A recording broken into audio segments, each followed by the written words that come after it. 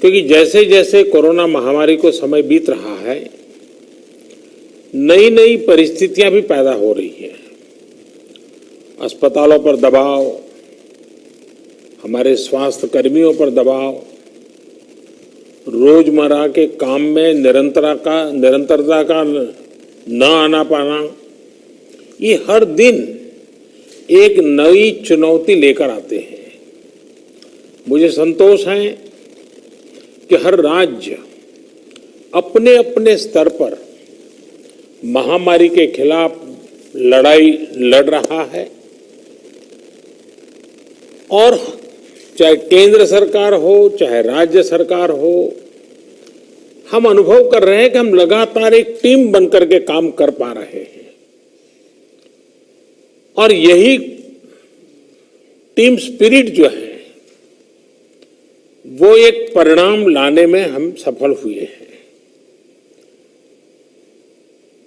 इतने बड़े संकट को जिस प्रकार से हमने मुकाबला किया है, उसमें सबका साथ मिलकर के काम करना ये बहुत बड़ी बात है। सभी माननीय मुख्यमंत्री जी, आज 80%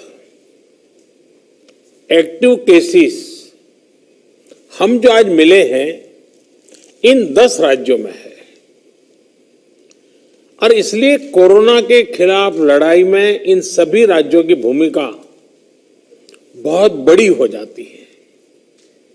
आज देश में एक्टिव केसेस 6 लाख से ज्यादा हो चुके हैं, जिनमें से ज्यादातर मामले हमारे इन 10 राज्यों में ही है।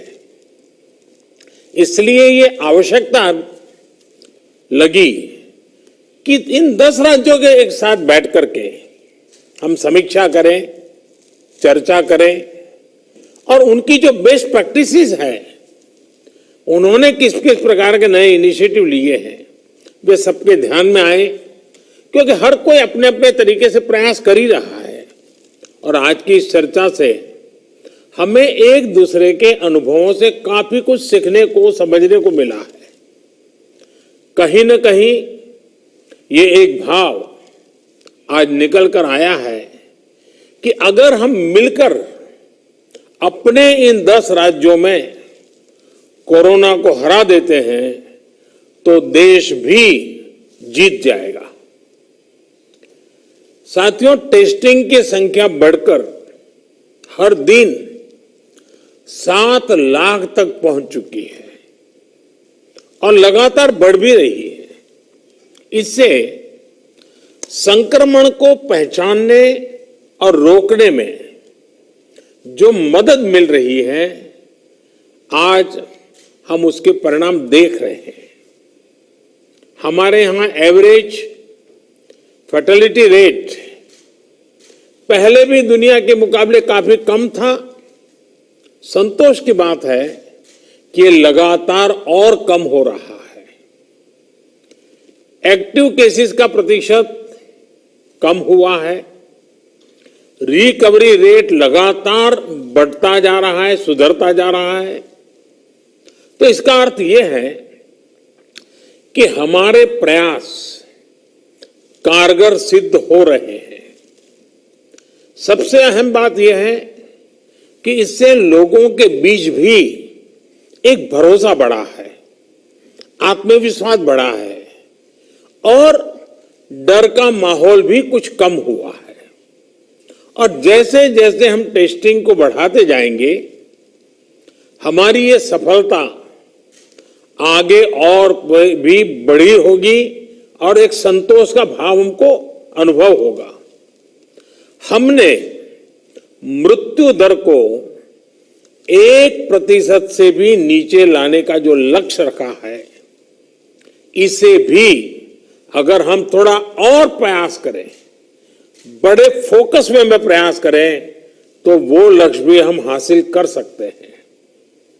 अब आगे हमें क्या करना है, कैसे बढ़ना है, इसे लेकर भी काफी स्पष्टता हमारे बीच में भी उभर करके आई और एक प्रकार से ग्रास रूट लेवल तक सब लोगों के दिमाग में पहुंच गया अभी क्या करना है, कैसे करना है, कब करना है। बात हिंदुस्तान के नागरिक तक हम पहुंचा पाए हैं। अब देखिए, जिन राज्यों में टेस्टिंग रेट कम है और जहां पॉजिटिव रेट ज्यादा है, वहां टेस्टिंग बढ़ाने की जरूरत सामने आई है। खासतौर पर बिहार, गुजरात, यूपी, पश्चिम बंगाल और तेलंगाना, यहां टेस्टिंग बढ़ाने पर खास बल देने की बात हम लोगों की बातचीत में से उभर करके आ रही है। साथियों, अब तक का हमारा अनुभव है कि कोरोना के खिलाफ कंटेनमेंट, कॉन्टैक्ट ट्रेसिंग और सर्वेलेंस, ये सबसे प्रभावी हथियार है। अब जनता भी इस बात को समझ रही है, लोग पूरी तरह सहयोग भी कर रहे हैं। ये जागरूकता की हमारी कोशिशों से एक अच्छे परिणाम की तरफ हम आगे बढ़े हैं। हम क्वारंटाइन की व्यवस्था इसी वजह से आज इतने अच्छे तरीके से लागू कर पा रहे हैं। एक्सपर्ट्स अब ये कह रहे हैं कि अगर हम शुरुआत के 72 घंटे में ही केसेस की पहचान कर ले तो ये संक्रमण काफी हद तक धीमा हो जाता है। और इसलिए मेरा सबसे आग्रह है कि जैसे हाथ धोने की बात हो, 2 गज की दूरी की बात हो, मास्क की बात हो, कहीं पर न थूकने का आग्रह हो, इन सब के साथ अब सरकारों में और सरकारी व्यवस्थाओं में भी और कोरोना वॉरियर के बीच भी और जनता में भी एक नया मंत्र हमें बराबर पहुंचाना पड़ेगा, और वो है 72 घंटे में जिसको भी हुआ है उसके आसपास के सबको उसका टेस्टिंग हो जाना चाहिए, उनका ट्रेसिंग होना चाहिए, उनके लिए जो आवश्यक है वो व्यवस्था होनी चाहिए। अगर ये 72 घंटे वाली फॉर्मूला पर हम बल देते हैं तो आप मानिए कि बाकी जो जो चीजें हैं उसके साथ अब इसको जोड़ देना है कि 72 घंटे के भीतर भीतर इन सारे कामों को कर लेना है। आज टेस्टिंग नेटवर्क के अलावा आरोग्य सेतु ऐप भी हमारे पास है। आरोग्य सेतु की मदद से अगर हमारी एक टीम रेगुलरली उसका एनालिसिस करे तो बहुत आसानी से किस एरिया से शिकायत आ रही है हम पहुंच सकते हैं। हमने देखा कि हरियाणा के कुछ जिले, उत्तर प्रदेश के कुछ जिले और दिल्ली, एक ऐसा कालखंड आया कि बड़ी चिंता का विषय बन गया। सरकार ने भी दिल्ली में ऐसी घोषणा की कि लग रहा था कि बड़ा संकट पैदा होगा। तो फिर मैंने एक रिव्यू मीटिंग की और हमारे होम मिनिस्टर श्रीमान अमित शाह जी को नेतृत्व में एक टीम बनाई और नए सिरे से सारा अप्रोच किया। उन 5 जिलों में भी और शहर में भी, दिल्ली में बहुत बड़ी मात्रा में हम जो चाहते हो परिणाम ला पाए। मैं समझता हूं कि कितना ही बड़ा कठिन चित्र दिखता हो, लेकिन सिस्टमेटिक तरीके से अगर आगे बढ़ते हैं तो चीजों को हम हफ्ते 10 दिन में अपने तरफ मोड़ सकते हैं। और हमने अनुभव करके देखा है। और इसी रणनीति के भी जो मुख्य बिंदु यही थे, कंटेनमेंट जोन्स को पूरी तरह से अलग कर देना, जहां जरूरत पड़े वहां माइक्रो कंटेनमेंट का भी आग्रह करना, 100% स्क्रीनिंग करना, रिक्शा, ऑटो रिक्शा चालक और घरों में काम करने वाले लोगों को भी और अन्य हाई रिस्क लोगों की स्क्रीनिंग पूरी कर लेनी चाहिए। आज इन प्रयासों का परिणाम हमारे सामने है। हॉस्पिटल्स में बेहतर मैनेजमेंट, आईसीयू बेड्स की संख्या बढ़ाने जैसे प्रयासों ने भी बहुत मदद की है। साथियों, सबसे ज्यादा प्रभावी आप सबका अनुभव है।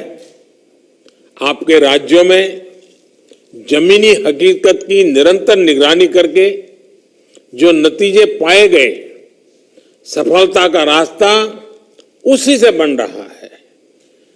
आज जितना भी हम कर पाए हैं वो आप सबके अनुभव उसमें काफी मदद कर रहे हैं।